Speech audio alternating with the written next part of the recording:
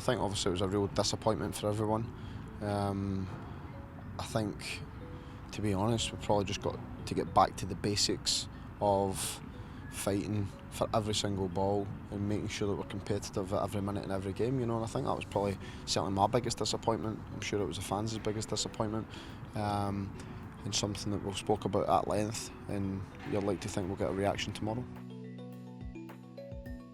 I think a lot, because it's 3 points up for grabs, and the fact that we haven't picked 3 points up in the last 2 or 3 league games means that these become a crucial 3 points for us. We're still fourth in the league. I think if we win this game, you'd like to think that we can then hopefully get back on track. But listen, it's been 2 weeks so far out the season where we've really done poorly.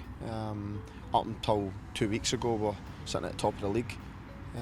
But what we can't do is afford to get comfortable, and I think that's probably the biggest word that we can use, is I think we became comfortable, which in football is probably the worst thing you can do. So we need to take that comfort, rip it up, and make sure we find that hungry edge again.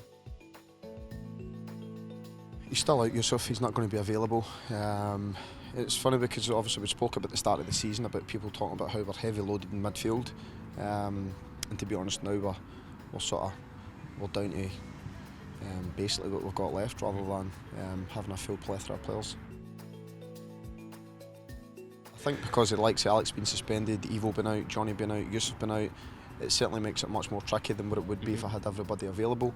I think after the game you speak on emotion as much as anything else. Not to say that there won't be changes, but I think when you actually look at it in detail, then you've got to make sure you're changing it for the right reasons, do you know what I mean? And that's important. So that's something we've looked at all week, and hopefully we can make the right decisions for tomorrow.